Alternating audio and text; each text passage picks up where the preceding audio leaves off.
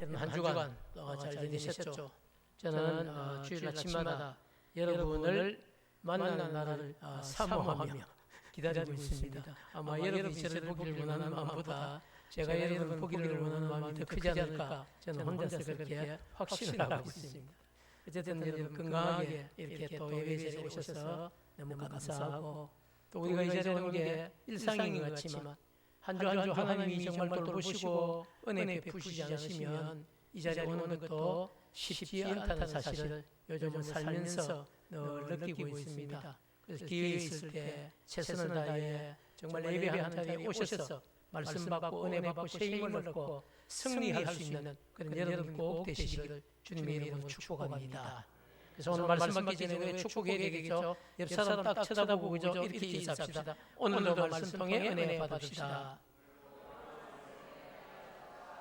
그렇죠. 인사할 사람이 없으면 저하고 인사를 한 번 더 하도록 합시다.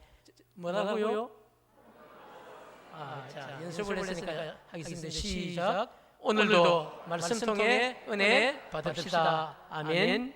그렇죠. 은혜 받아야 여러분 우리가 힘이 나고요. 은혜 받아야 우리가 살 수가 있습니다. 은혜 받지 않으면 여러분 우리가 지쳐서 쓰러질 수밖에 없습니다. 그래서 전화기도 여러분 사용하면 아침에 딱 충전대 들고 나와도 그죠? 저녁에 잘 때쯤 되면 다시 충전해야 그 다음날 쓸 수 있거든요. 마치 우리 영혼이 그렇습니다. 우리가 한 주간 늘 살아갈 수 있는 힘을, 영적인 에너지를 예배를 통해 받지 않으면 받을 수가 없습니다. 오늘도 우리가 찬양팀을 통해 그죠? 우리가 정말 은혜를 많이 받았는데 늘 수고하시는 우리 찬양팀에게 하나님이 성령으로 충만하게 하시기를 축복합니다. 함께 예배드리는 여러분 모두에게도 성령으로 충만한 역사가 있기를 축복합니다.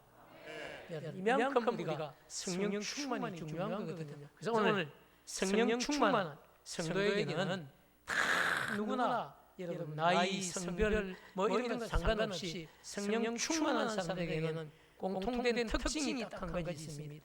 오늘 설교를 마칠 때면은 내가 정말 성령 충만한 사람인가 아닌가 여러분 자신을 한번 말씀에 근거해서 돌아볼 수 있는 분명한 은혜가 있기를 주님의 이름으로 축복합니다. 아멘. 그래서 오늘 여러분 설교 제목이 그죠? 성령 충만한 성도의 특징이 아니고 공통된 특징입니다.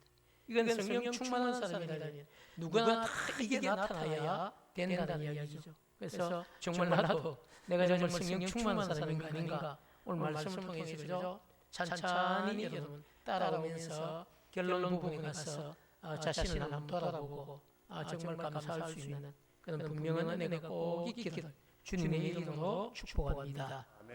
그렇습니다. 오늘 성령 여러분 강림주일인데요. 오순절에 임하신 성령 강림을 기념하는 주일입니다. 예수님께서 십자가에 달려 돌아가셨다가 약속하신 대로 3일 만에 살아나셨습니다.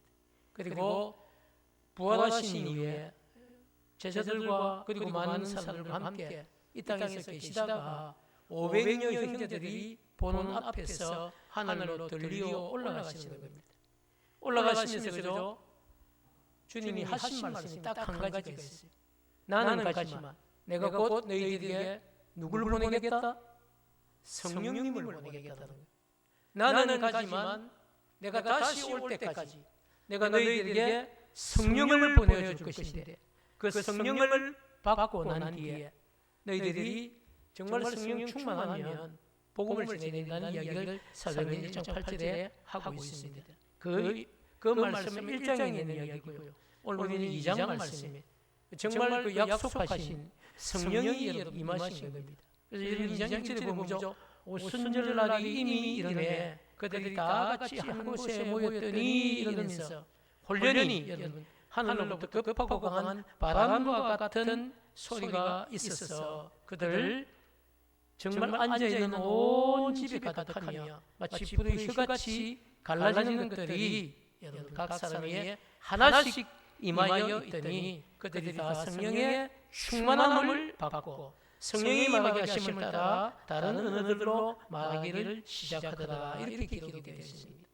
자 여러분, 그래서 오늘 정말 오순절이 어떤 날인지, 성령 강림은 도대체 무엇인지, 성령이 강림하고 나면 우리에게는 어떤 역사들이 나타나는지, 오늘은 여러분 설교 감동적인 어떤 느낌보다는 찬찬히 하나씩 여러분 말씀을 통해 가르칠 텐데요. 잘 정말 따라오는 그런 은혜가 있기를 축복합니다. 아멘. 오순절은 여러분 50일째가 되는 날이다, 이런 표현입니다. 오순절 50일째가 되는 날인데요. 어떤 게 50일째냐면 여러분 6월절 절기를 지키고 난 뒤에 첫 번째 안식일이 있는데 그 안식일부터 날을 세어서 50일째가 되는 날을 오순절이다, 이렇게 얘기를 합니다. 근데 여러분 이 오순절은 유대인들은 반드시 지켜야 되는 3대 절기 중에 하나입니다. 20살 이상 남자들은 다 성인인데요. 이 20살 이상 남자들은 이스라엘 남자뿐만 아니고 이 유대인들과 함께 살면서 이방인이지만 개종한 이 이방인들도 다 지켜야 됩니다. 그리고 뿐만 아니라 외국에 나가서 살고 있는 우리 같은 교포들이죠. 이 교포들까지도 다 예루살렘 성전으로 올라와서 지켜야 되는 절기가 오순절 절기입니다.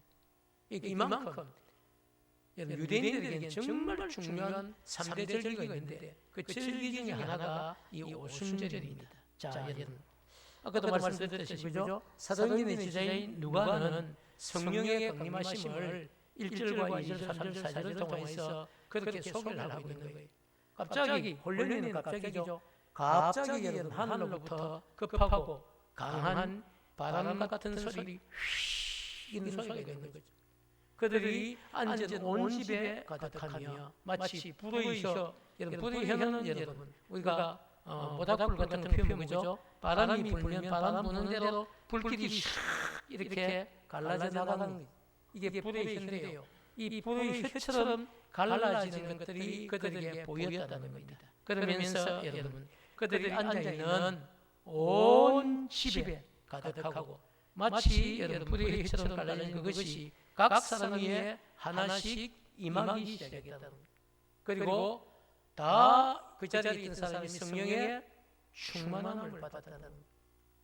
성령 여러분 충만함을 받고, 그리고 성령이 말하게 하심을 따라 다른 언어들로 말하기 시작했다, 이렇게 우리에게 보고를 하고 있습니다. 자, 근데 저는 여기서 먼저 우리가 좀 주목해야 될 것이 한 가지 있는데요. 그게 뭐냐면 성령의 충만함을 받은 사람들에게 나타나는 여러분 현상이 있는데, 성령의 충만함을 받은 사람들이 성령이 말하게 하심을 따라 다른 나라 언어들로 말을 하기 시작했다는 겁니다. 자, 여러분 그렇기 때문에 오늘 우리는 사도행전을 기록한 그죠 누가의 증언에 따라서 두 가지 사실을 먼저 정리하고 제가 말씀을 전하려고 생각하는데요. 첫 번째 우리가 정리하고 드려야 될 게 뭐냐면 성령 충만과 성령 세례의 차이가 도대체 무엇인가 하는 겁니다. 이걸 짚고 넘어가야 돼요. 그리고 또 한 가지는 성령 충만함을 받은 성도들이 사용했던 언어죠. 여러분 우리가 알고 있는 방언이라는 것인데 이 방언에 관한 얘기를 잠깐 정리를 하고, 그리고 공통된 특징이 무엇인가를 들으려고 생각하는데요. 첫 번째 우리가 성령 충만 그리고 성령 세례의 차이점을 보면, 성령 충만은 구원받은 성도에게 일어나는 일입니다. 내가 예수 그리스도를 영접하고 하나님의 자녀가 된 구원받은 성도에게 일어나는 건데요. 자기 안에 내주하고 계신 성령님이 있어요. 구원받은 성도는요, 성령이 우리에게 언제 들어오시냐면 내가 예수님을 나의 구주, 나의 하나님으로 영접했을 때에, 그때 여러분 성령이 우리 안에 들어오시는 거예요. 그래서 성령이 아니고는 너희들이 예수를 구주라고 고백을 할 수 없는 겁니다. 우리가 주님을 그죠? 주님 나의 정말 주인이십니다, 이렇게 고백을 하지 않습니까? 우리가 영접기도를 보통 시키면요, 예수님을 나의 구주, 나의 하나님으로 영접합니다. 그런 고백을 하지 않습니까? 근데 그 순간에 우리가 진심으로 고백을 하면 그때 성령이 우리 안에 들어오시는 거예요. 그리고 우리가 성령의 사람들이 되는 거예요. 근데 신기한 것은요, 한 번 그렇게 성령이 딱 제대로 들어오시면, 한 번 들어오신 성령은 우리를 절대로 떠나지 않습니다. 어떤 분들은 우리가 좀 죄를 많이 지으면 성령님이 우리가 싫어서 떠나가시는 거 아닌가 이렇게 표현을 하는데요. 성령은 한 번 들어오신 성령은 안 갑니다. 내가 보내도 안 나갑니다. 그렇지만 우리가 만약 죄를 짓고 하나님의 마음을 아프시게 하면요, 성령이 우리 안에서 뭘 하겠습니까? 단식을 하시는 거예요. 그래서 로마서도 그죠? 성령이 말할 수 없는 단식으로 이런 표현을 쓰는 거예요. 우리가 말씀대로 제대로 하나님을 기쁘시게 하면 성령이 우리 안에서 우리를 뭐하게 합니까? 춤추게 하는 거예요. 춤추게 하는 거예요. 너무 기뻤어. 그런데 우리가 말씀대로 살지 못하고 정말 죄를 짓고 그리고 제대로 회개치도 않고 자꾸만 습관에 따라 죄를 짓고 이러면 성령이 우리 안에서 말할 수 없는 단식으로 근심하시는 거죠. 그럼 우리 안에 뭐가 빼앗기는 겁니까? 기쁨과 감사를 다 빼앗기는 거예요. 찬양을 해도 별로 기쁘지 않습니다. 그 누굴 만나도 기쁘지 않아요. 성도들이 뭐 주일을 한다고 막 이렇게 열심히 하는 거 보면 기쁘고 나도 함께 하고 싶고 이래야 되는데 그게 배가 아픈 거예요. 이런 현상이 뭡니까? 성령 충만함을 우리가 빼앗긴 거죠. 성도는 여러분, 내 힘이나 내 의지로 신앙생활을 하는 게 아니에요. 성도는 우리 안에 계신 성령께서 우리에게 기쁨을 주셔야만 우리가 내가 감당할 수 없는 일까지도 어떻습니까? 감당할 수 있는 힘을 내게 하시는 거죠. 그렇기 때문에 여러분 반드시 성령 충만한 여러분 되시길 축복합니다. 정말 중요한 거예요. 그래서 성령 충만은 구원받은 성도가 자기 안에 그렇게 내주하고 계신 성령님의 인도하심을 따라 날마다 늘 순종하면서 살아가려고 애를 쓰는 것이 뭡니까? 그게 성령 충만함이에요. 이제 좀 이해가 되시죠? 근데 성령 세례는 달라요. 성령 세례는 자기 자신이 죄인이라는 사실을 깨닫고 예수님을 나의 구주나 나의 하나님을 영접하는 바로 그 순간에 일어나는 일평생에 단 한 번뿐인 영적인 체험입니다. 이 두 번, 세 번 되는 게 아니에요. 나 1년 전에 성령 정말 성령 세례 내가 받았어. 그리고 한 6개월 죄를 지었어. 성령 떠나갔어. 내가 2년 뒤에 다시 회개하니까 성령 다시 세례를 받았어. 이런 거 아닙니다. 우리 안에 한 번 들어오신 성령은 아까도 얘기했죠. 떠나시질 않습니다. 우리 안에 계시는 거예요. 늘 우리 안에 계시는 거예요. 그래서 우리가 정말 말씀대로 살기 위해서 애를 쓰면요, 성령이 정말 우리 안에 기뻐하시면서 박수를 치는 거예요. 내가 감당할 수 없는 일이었어도 한번 해봐. 내가 하게 도와줄게. 내가 도와주는데 왜 못해? 이런 마음을 주시면서 우리를 여러분 이끌어 가시는 거죠.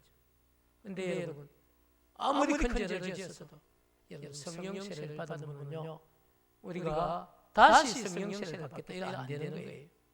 한 평생 딱 한 번 이루어지는 일이고 그리고 우리가 어떤 기회에 뭐 심지어 교회를 떠나서 신앙생활을 여러분 쉬고 세상에서 방황하고 있어도 성령 세례를 받은 분들은요 한 번 성령 세례를 받은 성령이 떠나지 않습니다. 그래서 마치 탕자처럼 5년 뒤에 10년 뒤에 20년 뒤에 다시 돌아오는 분명한 역사가 있는 거죠. 사랑하는 여러분, 만약에 제가 알는데 어떤 분은 그래도 안 돌아가고 돌아가시던데요. 여러분 돌아가셔도 돌아가시기 직전에 하나님이 그 사람을 여러분 회개시키시고 병상에서 받는 역사가 있는 겁니다. 우리는 하나님이 하시는 일들을 어떻게 알겠습니까? 하나님은 분명하게 그죠. 성령 충만한 여러분 마치 풍선에 바람이 빠졌다가 다시 채워지면 가득 찰 수 있는 것처럼 성령 충만한 그 은혜가 빠졌다 이었다 빠졌다 이었다 이런 역사가 있어요. 내 성령 세례는 단 한 번 일어나는 영적 체험이기 때문에 나는 10년 전에 성령 세례 받았는데 아이고 이제 다시 10년 지나서 성령 세례 또 내가 받아야 이런 일이 없다는 이야기.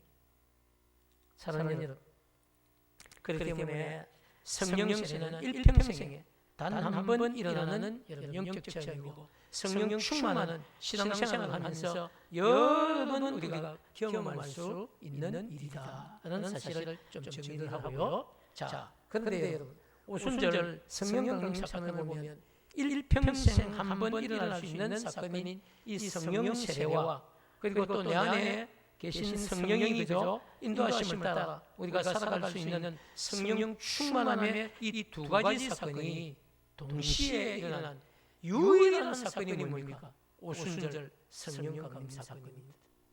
이건 성경 사도행전 2장 말고는 어떤 데도 그런 역사가 없습니다. 오직 유일하게 성령 세례와 성령 충만이 동시에 일어난 유일한 사건이 사도행전 2장 사건이에요. 사랑하는 여러분, 왜 그렇다면 그죠? 성령 세례와 성령 충만이 여러분 동시에 따로따로 대부분 일어나야 되는데 우리는 여러분 다 따로따로 일어났어요. 왜 동시에 일어날까요? 그 이유는 바로 그때가 초대교회의 시작이었기 때문입니다.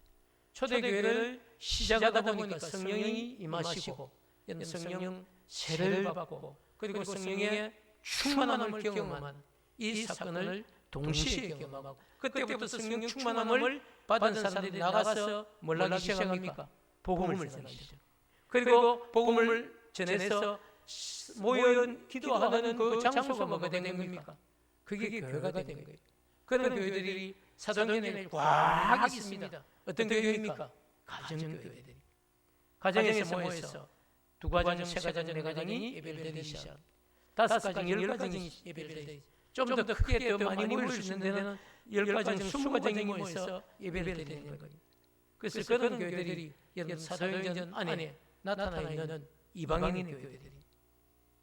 사도행전 보면 그죠? 사도 바울이 가서 복음을 전하고 곳곳에 지역마다 세워진 교회들이 다 있는 겁니다. 그런 교회들은 여러분 지금 우리처럼 이런 건물을 가지고 이렇게 평안하게 예배하는 것이 아니라 사람들의 집에 좀 더 큰 집이 있으면 그 집에 모여서 함께 말씀을 읽고 그리고 말씀을 나누고 떡을 떼고 여러분 그렇게 함께 교회를 세워갔다는 이야기죠.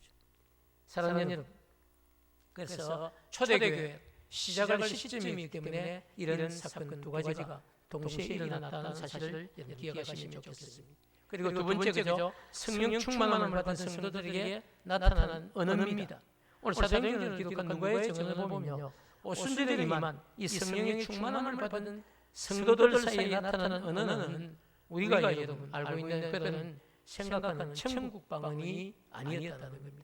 저도 뭐 이렇게 목회를 오래 하다 보니까 천국 방언을 하시는 분들 방언을 제가 들어본 적도 있고요. 그리고 지역 방언은 여러 번 듣죠. 왜냐하면 지역 방언은 대부분 다 나라에 있는 언어들입니다. 아마 지금도 우리 안에 방언하시는 분들이 많이 있을 건데요. 대부분 방언이 천국 방언보다는 지역 방언이 훨씬 더 많습니다. 내가 중국어 배운 적이 한 번도 없는데 기도만 하면 나도 모르게 중국어 터지나 기도하시는 분들 계시죠? 어떤 분은 그러니까 너무 좋겠다는데 기도할 때는 되는데 또 눈을 뜨고 끝나고 나면 너무 중국어 하는 건 잘 해석이 안 돼요.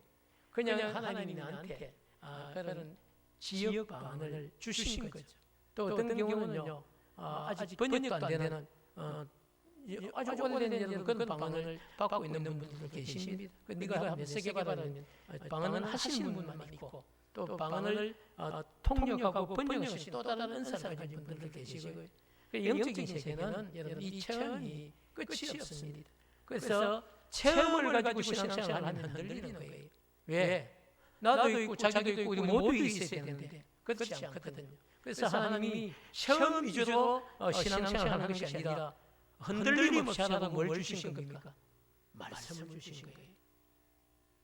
누가 보아도 알 수 있는, 그래서 번역된 정확한 하나님의 말씀을 우리에게 주시면서 이 말씀에 가르친 대로 신앙생활을 하고 주신 것이 여러분 바로 정경이고 이게 말씀이고 이게 생명의 길이기도 하죠. 사랑하는 여러분, 그렇기 때문에 여러분 우리가 정말로 생각이 될 게 그들이 사용했던 이 방언은요, 외국에서 오순절을 지금 지키기 위해서 예루살렘 성전으로 올라온 사람들이 다 알아들을 수 있는 그들 나라의 방언, 즉 외국어 방언이었던 사실입니다. 증거들을 그러니까 5절, 6절, 7절, 8절을 볼 건데요. 한번 보시죠. 그때의 경건한 유대인들이 천하 각국으로부터 와서 15개국에서 올라와 있어요. 예루살렘에 지금 머물러 있는 겁니다. 6절을 보니까 그래서 이런 얘기를 해요. 이 소리가 나네. 큰 무리가 모여서 각각 자기의 방언으로 제자들이 말하는 것을 듣고 소동이 일어난 거예요. 저 사람 다 어디 사람인데?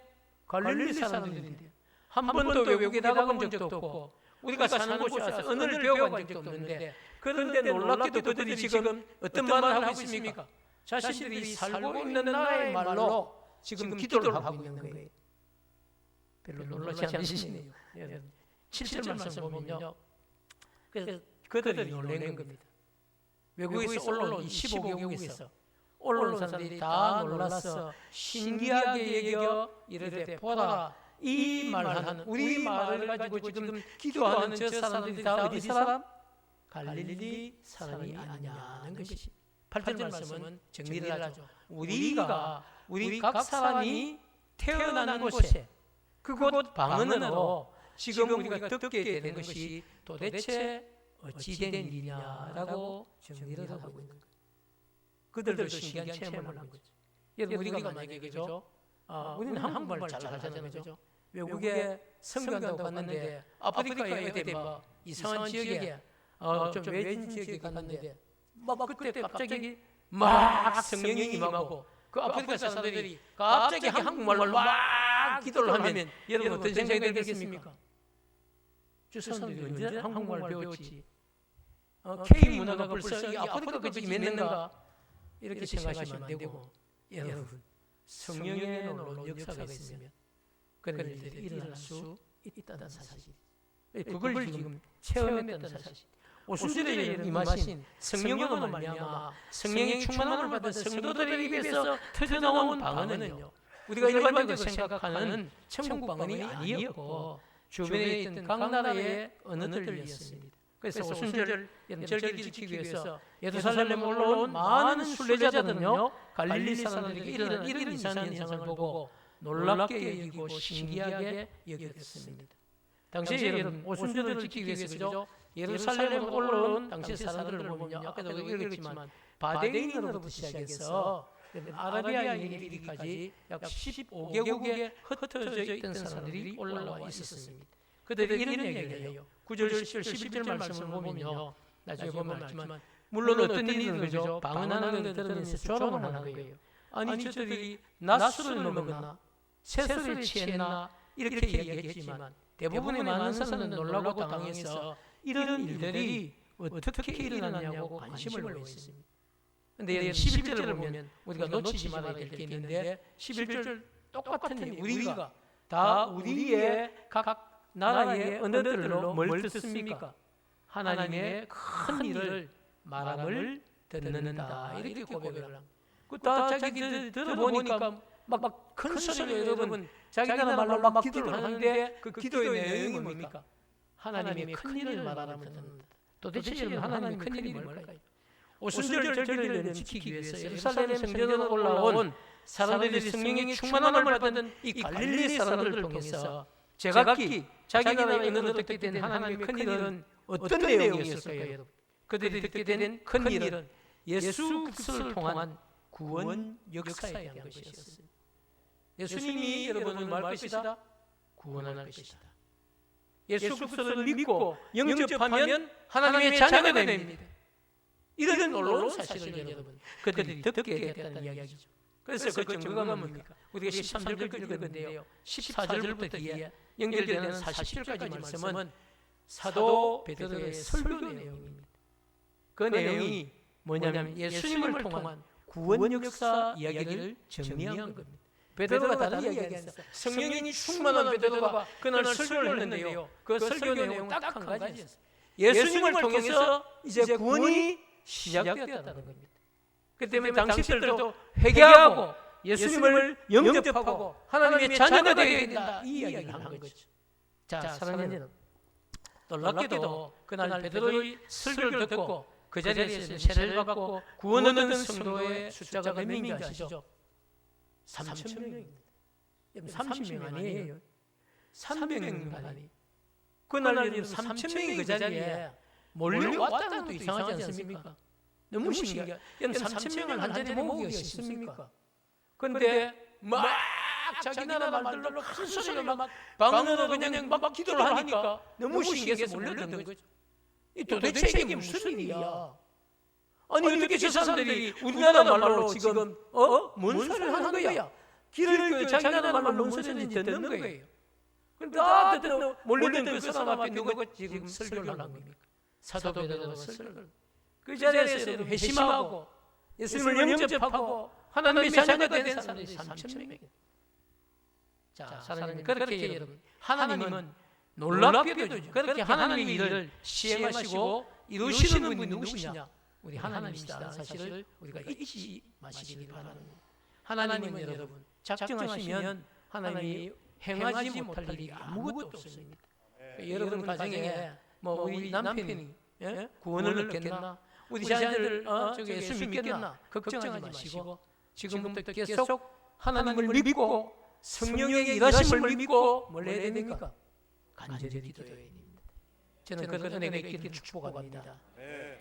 사랑하는 여러분, 가족도 중요하지만 먼저 제가 묻고 싶은 게 있어요. 여러분, 이 자리에 계신 여러분이 묻습니다. 성령 충만함을 여러분 받으셨습니까? 정말로 받으셨습니까? 그 사실을 어떻게 여러분 확신할 수 있습니까? 내가 성령 충만을 받았다고 여러분 스스로 여러분 그냥 확신만 하는 거죠. 저는 오늘 그 단계를 넘어서서 정말 여러분이 성령 충만함을 받은 분인지 아닌지 제가 말씀을 드리겠습니다. 목사님이 뭘로 이야기하려고 지금 걱정되시죠? 나는 성령 충만 받았는데 내가 성령 충만 받았는데 왜 내가 안 받아서 못 지지 이런 걱정하지 마시고 한번 확인을 해봐야 돼요. 오늘 본문을 여러분 보면요, 성령 충만함을 받은 사람인지 아닌지 확인할 수 있는 방법이 성경에 이미 나타나 있어요. 여러분 그게 그 방법이 뭐겠습니까? 삶이 내가 변화되었나 안 되었냐를 가지고 확인할 수 있다는 것. 이것만큼 정확한 방법이 없습니다. 성령 충만함을 받은 삶은 그죠? 성령 충만함을 받기 이전의 삶과 비교해 봤을 때 분명한 한 가지 변화가 있었는데 그게 다른 것이 아니고 삶의 현장에서 내 삶의 변화가 있었느냐 하는 것입니다. 여러분 성령 충만함을 받기 이전과 성령 충만함을 받고 난 이후의 삶을 여러분 보면요 완전히 달라졌는데 그게 뭐냐면 삶이 달라진 삶. 생각으로 우리가 성령 충만한 것이 아니고 삶이 달라져. 만약에 우리가 예수를 믿고 신앙생활을 하고 있는데도 내 삶의 변화가 나타나지 않았다면 우리는 성령 세례는 이미 받았어. 한 번 있는 일입니다. 그렇지만 성령 충만함을 우리가 체험하지 못했을 수도 있고요.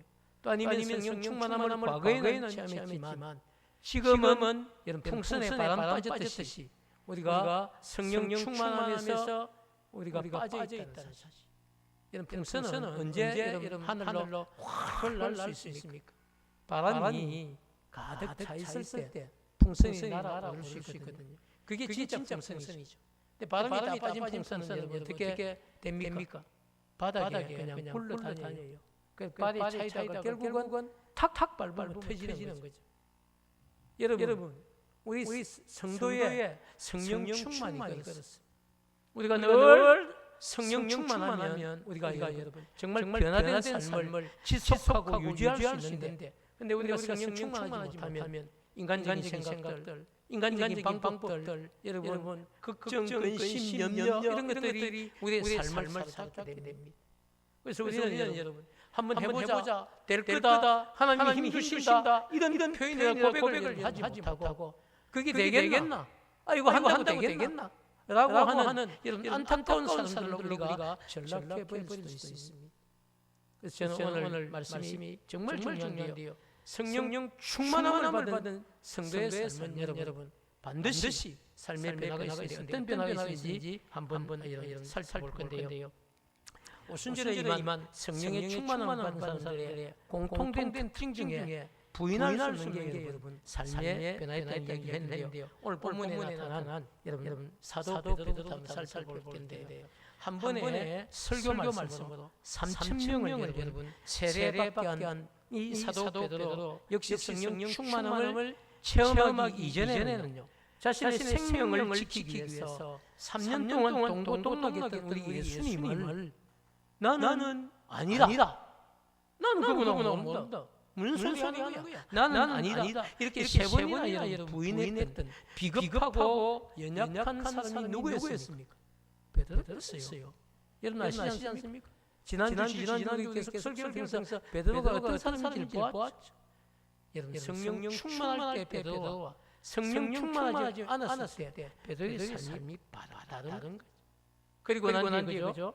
성령 충만함을 여러분 받고 난 뒤에 체험하고 난 뒤에 베드로는요 성전 미문에 앉아있는 구글 하던 안전뱅이를 향해서 여러분 어떻게 아이고 내가 이 말을 했는데 안 이랬으면 어쩌지? 그러면 어떻게 그 말을 하겠어요?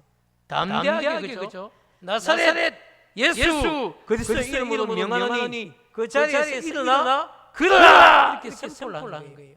성령 충만함을 가지고 명령을 한 거죠. 근데 놀라운 사실은 어떻게 됐습니까 여러분? 그 안전뱅이가 일어나서 걷기도 하고 뛰기도 하고 하나님을 찬양하는 놀라운 역사가 일어난 것이죠. 사랑하는 여러분, 그렇게 믿음과 능력의 사도로 변화되는 변화가 그 삶에 있었다는 것입니다. 뿐만 아니라 여러분, 사도행전 여러분 4장 8절에서 12절 말씀을 보면요 사내들이 이 공의 앞에서도 죽음을 여러분 두려워하지 않고 예수를 그리스도라고 증거하는 삶을 살았다는 것입니다. 자신의 생명을 주님보다 더 귀하게 여긴 베드로가 여러분 주님이 주신 사명을 감당하기 위해서 이제는 자신의 생명을 내어놓고 예수를 그리스도라고 증거하는 삶을 살았다는 것이죠. 성경이 여러분 우리에게 보여주고 있지 않습니까? 저는 이런 변화는요 성령의 역사가 아니고는 행할 수 없는 여러분 변화라고 생각합니다. 사랑하는 여러분, 우리가 막 결심한다고 이걸 할 수 있습니까? 안 됩니다, 여러분. 우리 안에 누가 찾아오셔서 성령이 찾아오셔서 우리 안에 우리를 연약한 우리를 어떻게 담대하게 죽음보다 더 귀한 게 예수를 증거하는 것이다. 이 믿음을 주셨을 때 우리가 그 일을 할 수 있는 것 아닙니까? 사랑하는 여러분, 사도 베드로부터는 우리가 특별하다 이렇게 얘기할 수 있어요. 그러나 바나바 같은 분들도 여러분 성령 충만함을 체험하고 난 뒤에 자신이 가지고 있던 밭을 전부 다 팔았어요. 밭값이 일부만 드린 것이 아니고 밭값의 전부를 가난한 자와 고아를 위해서 드리는 거예요. 여러분 저는 이것도 정말 중요하다고 생각해요. 우리가 정말 예수를 믿고 성령 충만하다고 내가 가진 재산을 다 팔아가지고 교회를 위해서 연약한 사람들을 위해서 썼으면 좋겠습니다 하고 헌금하는 이게 쉬울까요? 이것 역시도 성령이 아니고는 할 수 없는 일입니다. 어떻게 여러분 내 재산을 이거 들고 난 뒤에 어떻게 살아? 이런 걱정이 먼저 앞설 건데 이거 다 하나님 내 인생을 책임져 주실 거야. 그런 여러분 믿음 없으면 절대로 할 수 없는 일이죠. 바나바는 그 일을 했다는 얘기예요. 왜? 성령이 충만한 바나바. 사랑하는 여러분, 뿐만 아니라 스데반 집사예요. 장로님도 아니고 권사님도 아니고 목사님도 아니고 스데반 일곱 집사 중에 한 사람입니다. 이 스데반 집사는 그죠? 억울한 누명을 쓰고 공의 앞에 지금 서 있지만 자신이 죽는다는 걸 분명히 알아요. 근데 죽음을 두려워하지 않고 변론하는 그 자리에서 예수 그리스도를 분명하게 전하고 기쁨으로 그 자리에서 순교를 했다는 겁니다. 사도행전 7장 여러분 59절 60절 말씀 분명히 증거하고 있는데요. 죽음의 자리에서조차도 자신을 향해 돌을 던지는 사람들을 원망하지 않고 그들을 위해서 중보기도 할 수 있다는 것은 이건 성령의 역사가 아니고서는 어느 누구도 할 수 없는 일입니다. 보통은 어떻게 됩니까? 돌 맞아 죽으면서 나는 이렇게 억울하게 죽지만 내 아들들과 내 아는 지인들이 너희들을 원수를 반드시 갚을 거라고 죽어야 되지 않습니까? 아니 반응이 영 성령 충만하시네요. 당연히 해야 될 것처럼 여러분 정말 성령이 아니고서는 할 수 억울하게 지금 돌 맞아 죽어가면서 주님 저들의 영혼을 불쌍히 여겨달라고 그게 가능합니까? 성령이 아니고서는 할 수 없는 일들이죠. 뿐만 아니라 빌립 집사도 마찬가지. 사마리아에서 내려가는 먼 여러분, 사마리아는 여러분 갈 수 없는 지역이 사마리아는 이방인의 소굴과 같은 곳이. 이곳에 가서 여러분 복음을 전하는 거예요. 심지어 에티오피아의 여왕의 간다게의 국고를 맡은 관리인이 내시에게도 이사야서를 가르쳐 주면서 복음을 전하는 삶을 사는 겁니다. 자신의 인생을 산 것이 아니고 복음을 전하기 위해서 자신의 삶을 여러분 다 던진 거죠. 심지어 누구도 변할 것이라고 아무도 그 시대에 생각 안 했던 사울이라고 하는 청년도 다메섹에서 부활하신 주님을 만나고 난 뒤에 실명하고 눈을 다시 뜨게 되고 완전히 변화되어서 예수 믿는 사람들을 박해하는 그 여러분 사울 청년이 예수가 하나님의 아들이시라고 하는 그 사실을 증거한 사도의 삶을 살게 되었습니다. 누가 여러분 사울이라고 하는 청년을 바꿀 수 있겠습니까? 저는 성경을 읽어서 뭐 이런 놈이 다 있는 생각을 했어요. 절대 아무도 못 바꿀 건데 누가 바꿉니까? 부활하신 주님이 찾아가서 그걸 바꾸시는 거죠. 사랑하는 여러분, 성령의 충만함을 받은 사람들의 특징은 성경을 더 많은 얘기가 있지만 시간이 없어서 정리를 하고요. 딱 하나의 특징은 뭡니까? 삶의 분명한 변화가 있었다는 겁니다. 저도 여러분도 우리 모두 성령의 충만함을 받은 성도라고 믿습니다. 여러분, 그렇다면 어떻게 사는 것이 성령 충만함을 받은 우리의 삶일까요? 우리가 성령 충만함을 받았다면 우리 어떻게 살아야 되겠습니까? 그 얘기를 하고 말씀을 정리하려고 사랑하는 여러분, 더 이상 나의 기쁨이나 나의 즐거움을 위해서 사는 것이 아니고 하나님의 기쁨을 위해서 살아가는 것이 성령 충만한 성도의 삶이라고 믿습니다. 여러분, 콩 심은 데 콩이 나는 것과 팥 심은 데 팥이 나는 것이 이치라면요. 우리가 최선을 다해서 기회에 있을 때 이 땅에서 사는 날 동안에 하나님의 기쁨을 위해서 나의 인생을 심는다면 여러분, 이 땅에서도 하나님의 은혜와 축복을 받는 일이 반드시 있을 것이고요. 더 나아가서 영원한 하나님의 나라, 우리를 위해 예비하신 그 천국에서도 이 땅의 것과는 비교할 수 없는 상급이 저는 우리를 기다리고 있을 것이라고 믿습니다. 사랑하는 여러분, 우리가 살아가는 이 시대를 한번 돌아보십시오. 오늘 우리 유장장도 기도를 하셨지만 그죠? 여러분, 온 세상이 지금 너무 안정됩니까? 너무너무 시끄럽습니다. 마치 성경이 이야기하죠. 전쟁과 전쟁의 소문이 여러분 끝이 나지 않습니다. 언제 무슨 일이 어디에서 일어날지 일촉즉발 시대에 심지어 어떤 사람들은 도화선만 누가 땡기면 3차 대전이 반드시 일어날 거라고 예측을 하는 사람도 있습니다.